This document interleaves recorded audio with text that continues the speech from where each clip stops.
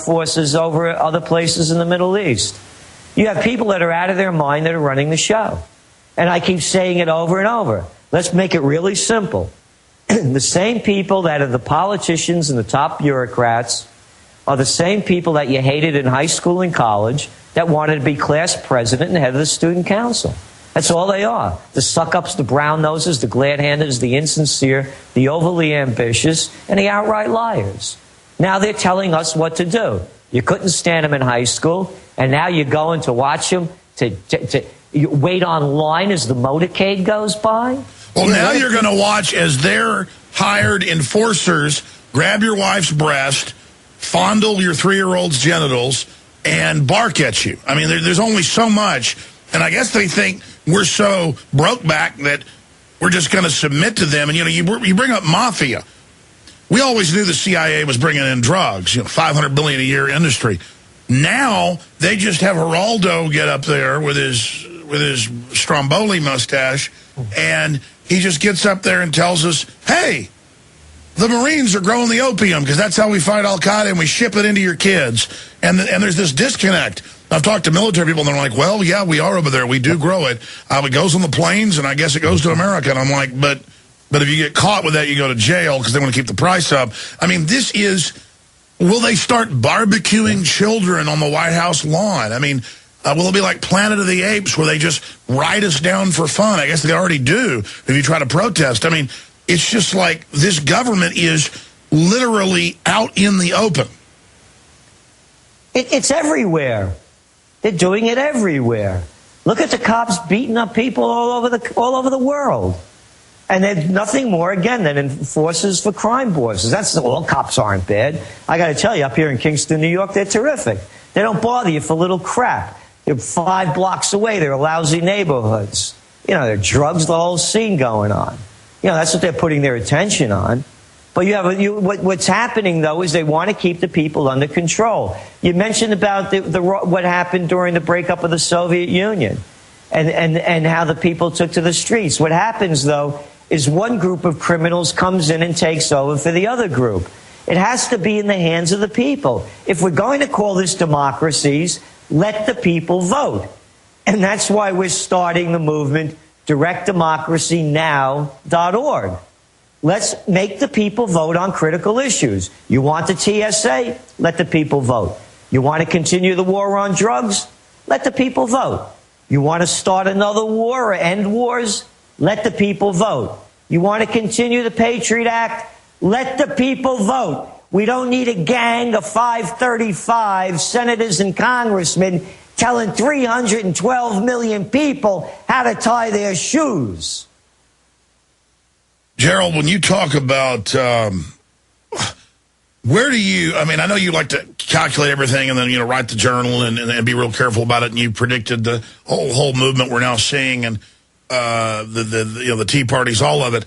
But looking forward into the future, something's got to give. I mean, the establishment's got to know that all this police state garbage is not actually breaking the will of the average person. The people I know are angry. I mean, I'm in an airport line now. Women, men, they're all talking trash about the government. They know it's a bunch of bull. I talk to reporters that are told to go out and do a positive story about the TSA. They've got to interview 40-plus people to find one person that likes it. Then that goes on the news. The newsrooms are all hating the system. I mean, it's like people out there are waking up, but still so many people in the system are still playing along with it. But more and more, there just reaches a point where people don't care anymore. And I think that's the real Achilles heel, historically, but also currently. These ruling elites think they've got the anthropologists, the sociologists, the psychologists, and they think they're in control. But, I mean, they are not in control. And I agree with you. I'm concerned about an out-of-control revolution in this country, and then something as bad or worse comes in on the back of it, because I mean, let me tell you, there are a lot of people. I mean, here's an example. They're devaluing the currency. There's all these veterans. They're telling them, get ready. People that spent 20 years in, we're going to cut your pension in half. And there's all these old vets, a lot of them, who have health problems, whatever, who are just waiting to go crazy and start attacking the government. And this isn't going to be some fake terrorist thing. This is going to be the real deal. I mean, I don't think the system realizes, I guess they do in their own memos, they say veterans are the most dangerous thing. Well, it's true.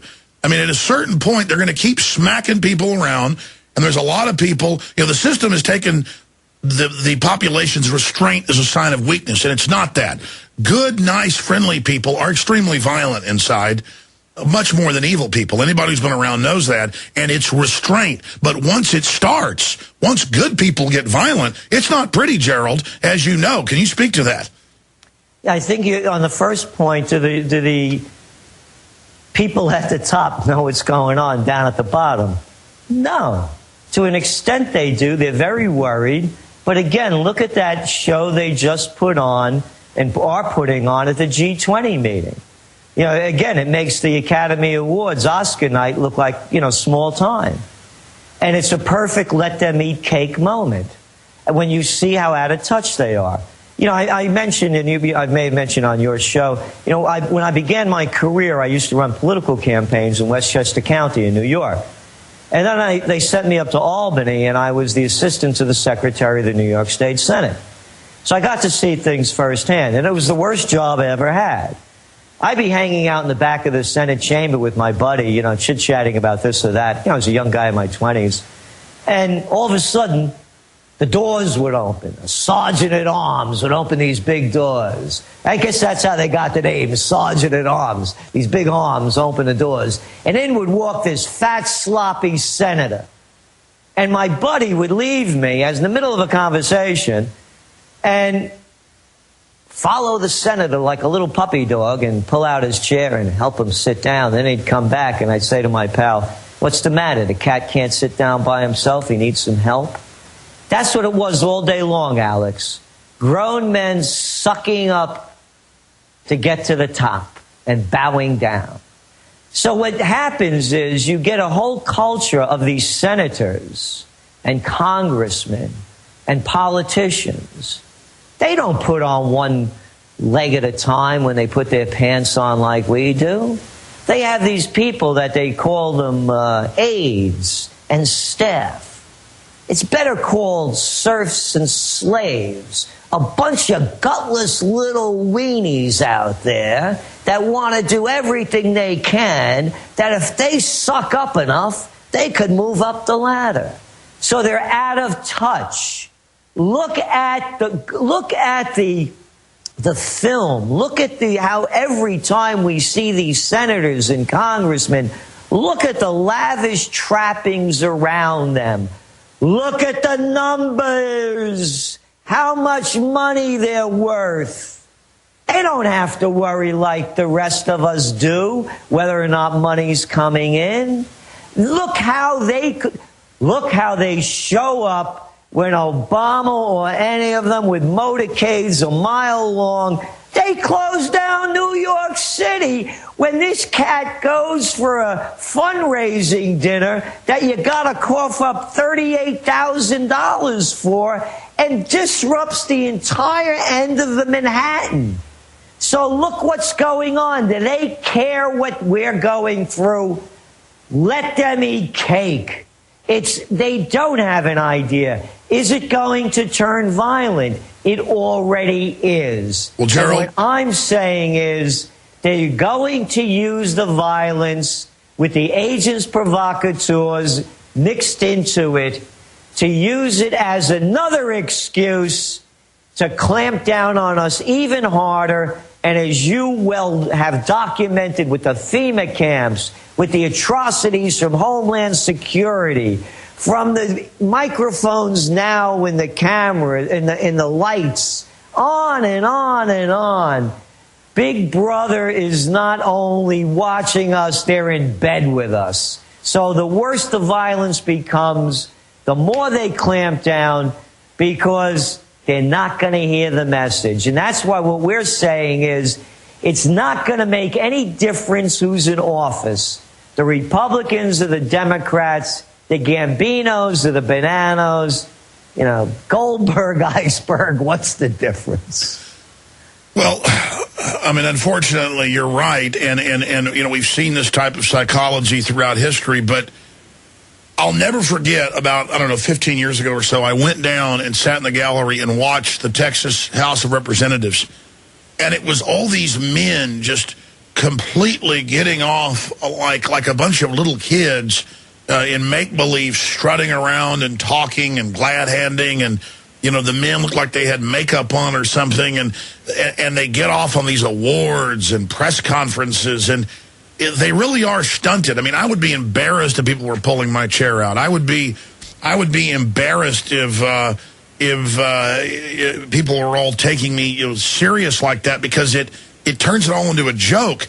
But I guess I'm the weirdo compared to these people. There's never enough banquets, or never enough people kissing their butt, never enough red carpets. I mean, I like nice things. I like going to a nice vacation spot, or I like going to be able to get the cabin at the national park or whatever. I mean, I like nice things, but I certainly don't want a bunch of the having the nice thing to pose status-wise is an embarrassment. It's an anachronism, and I just don't. You're right. I mean, it is a culture of these vapid, hollow, and I'll watch them. They'll sit around having dinner together, and it's all completely fake when they're talking to each other. It's total crap. I love the way they laugh, too. The Joe Biden laugh. Ha, ha, ha, ha, ha. They're always doing ha, ha, ha, ha. And then every time you see these guys, when they're doing something, there's always like 20 of them around, when they're signing a bill or whatever, when somebody's talking. How come they're not working?